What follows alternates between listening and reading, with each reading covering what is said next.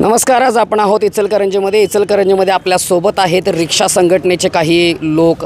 ते आज RTO ऑफिसमध्ये निवेदन देण्यासाठी आले होते. सर, हे तुम्ही निवेदन दिलं, हे नेमकं कशासाठी दिलं आहे?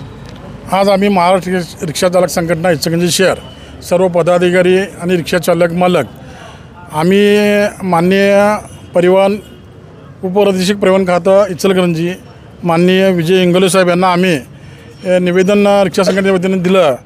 ते पूर्वी रिक्षा चालकांना 3 जिल्ह्यामध्ये परमिट भाडं घेऊन जायला आपल्याला अधिकार होता, परंतु अलीकडच्या काळामध्ये तो 1 जिल्ह्यावर आला. त्यानंतर इचलकरंजीला परिवहन खातं सुरू झालं, ऑफिस सुरू झाल्यावर ते ओन्ली इचलकरंजी असं परमिटवर शिक्का मारला जातो. जर सांगली मिरजला आम्ही जर भाडं घेऊन गेलं, कोल्हापूर जिल्हा सोडून इचलकरंजी शहर सोडून, तर तिकडल्या आता MH51 असेल किंवा MH9 ही जी रिक्षा दिसली तिकडल्या अधिकाऱ्यांना ट्रॅफिकच्या किंवा प्रादेशिक परिवहन खात्याच्या, तर त्या मोठ्या दंडाला सामोरं जावं लागतं. भाडं होणार 400 रुपयाचं, दंड होणार 1000च्या घरामध्ये. त्यामुळं आम्हाला ते न परवडण्यासारखं आहे. म्हणून आम्ही निवेदनाद्वारे मागणी अशी करतो आहे की पूर्वी जसं आम्हाला 3 जिल्ह्याला रिक्षाचा परमिट होतं ते पूर्व सुरू करावं. इतर वाहनाला कुठल्याही बंदी नाही, फक्त रिक्षा चालकांनाच ही बंदी आहे. ही रिक्षा चालकांच्यावर अन्याय करणारं आहे. अलीकडच्या काळामध्ये ही वाढत जाणारी महागाई, वाढत जाणारा इन्शुरन्स, वाढत जाणारा स्पेअर पार्ट, अशा अनेक गोष्टीला रिक्षा चालक ह्या गोष्टी सामोरं जात असताना हे सगळं सामोरं जाऊन असं रिक्षा चालकाला त्याचा उदरनिर्वाह आणि हे करणं कठीण झालं आहे. म्हणून आम्ही रिक्वेस्ट केली की साहेबांना, तुम्ही आता म्हटलं की फक्त रिक्षा चालकांसाठीच आहे, फक्त रिक्षा चालकांसाठीच का केलेलं आहे नेहमी? तेच तर आम्हाला गुलदस्त्याच पडले नाही. इतर वाहनांना जायला बंदी नाही आहे.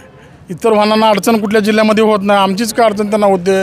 एक तर परवाना दिला, आम्ही महसूल भरतो आहे त्याचा, लायसन आहे बॅच आहे म्हटलं तर आम्हाला तुम्ही अटकाव करून नये इतर जिल्ह्यात न जाता. आता आज चर्चा झाली तुमची, चर्चेमध्ये काय निष्पन्न झालं? साहेबांनी सकारात्मक चर्चा ही सकारात्मक चर्चा झाली रिक्षा चालकांच्या वतीने की बाबा मी जे निवेदन तुम्ही मला दिलं आहे मी वरिष्ठांना इमिजिएटली आजच्या आज मी वर पाठवतो आणि ते शासन स्तरावर त्याचा निर्णय होईल. सर, आज रिक्षा चालकांनी तुम्हाला एक निवेदन दिलेलं आहे. त्या निवेदनामध्ये काही अडचणी सांगितल्या आहेत की दुसऱ्या जिल्ह्यात जाण्यासाठी प्रॉब्लेम येतो किंवा तिकडचे जे RTO वाले असतात ते पकडतात, त्यांनावर फाईन मारतात. तुम्ही ह्या प्रॉब्लेमचं सोल्युशन कसं काढताय ॲज अ अधिकारी म्हणून? नाही, त्यांचं निवेदन प्राप्त झालेलं आहे. कामाच्या सोयीसाठी पूर्वी डिव्हिजनल कमिशनरेटच्या लेवलला हे परवाना प्राधिकरण काम करत होतं, पण तो नंतर शासनानं निर्णय घेऊन ज्या त्या जिल्ह्याच्या जिल्हाधिकाऱ्याला परवाना प्राधिकरणाचा प्रमुख केलेला आहे. त्यामुळे त्यांचं कार्यक्षेत्र ज्या त्या जिल्ह्यापुरतं मर्यादित झालेलं आहे. त्यांची मागणी अशी आहे की पूर्वीसारखंच जे विभागीय आयुक्ताच्या लेवलचं जे काही ज्युरिडिक्शन होतं, म्हणजे आपल्याकडं विचार करायचा झाला तर सांगली, सातारा, कोल्हापूर, ते त्यांना खुलं करावं. त्यांची जी मागणी आहे ती माझ्या दृष्टीनं रास्त वाटते. कारण ज्या वैद्यकीय सुविधा ज्या आहेत त्या काही सुविधा सांगलीला आहेत, काही मिरजेला आहेत, त्यामुळं लोकांची गैरसोय होती. पण ह्याच्यामध्ये प्रशासकीय अडचणी आहेत की ह्याच्यासाठी सक्षम प्राधिकाऱ्यांनी ते तसे आदेश द्यायला पाहिजेत आणि हे आदेश शासन स्तरावरून दिले जातात. तर शासन स्तरावरून कसे आदेश प्राप्त करता येतील याचं मार्गदर्शन केलेलं मी स्वतःही याच्यातला पॉझिटिव्ह रिपोर्ट आमचे जे RTAचे सचिव आहेत, म्हणजे आमचे प्रादेशिक परिवहन अधिकारी, त्यांना पाठवतो आहे. त्याच्यानंतर जर शासन दरबारी तसा निर्णय झाला तर मग कामाच्या सोयीसाठी त्याचं जी काही रूपरेषा किंवा त्याचं प्रारूप ठरवता येईल आणि मग त्या पद्धतीने परवान्याच्या कार्यक्षेत्रामध्ये काही ज्या सुधारणा आहेत त्या सुधारणा करता येतील. हे ज्युरिडिक्शन फक्त रिक्षावाल्यांसाठी लागू होतं का इतर वाहनांसाठी पण लागू होतं? नाही, कसं आहे, ज्युरिडिक्शन हे बाकीच्या बसवाल्यांना वगैरे त्यांच्या परवान्याचे प्रकार आहेत. ते म्हणजे बाकीच्या गुड्स ट्रान्सपोर्टसाठी वेगळा परवाना असतो किंवा पॅसेंजर ट्रान्सपोर्टसाठी वेगळा परवाना असतो. हे जे काळी पिवळी रिक्षा जी आहे ना, ही इंटरमिजिएट ट्रान्सपोर्टमध्ये मोडती.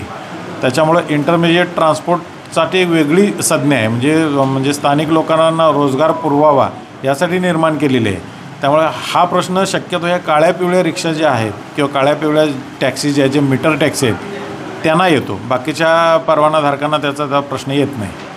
म्हणजे येत्याला काळामध्ये हा प्रॉब्लेम सॉल्व्ह होऊ शकतो. त्यासाठी आम्ही प्रयत्नशील राहू नक्की. कारण शेवटी कायदा हा लोकांच्या सोयीसाठी केलेला असतो, लोकांची गैरसोय करण्यासाठी केलेला नसतो. त्यामुळे त्याच्यातल्या प्रशासकीय अडचणी काय आहेत याचं अवलोकन करून जास्तीत जास्त लोकांना सेवा कशी देता येईल यासाठी काही जर सुधारणा करायला लागल्या तर तसं प्रस्तावित करण्यात येईल. परंतु सक्षम प्राधिकारी याच्यामध्ये शासन असल्यामुळे शासनाच्या स्तरावरून तशा सूचना जर निर्गमित झाल्या तर त्या पद्धतीनं मग त्याचा विचार करता येईल.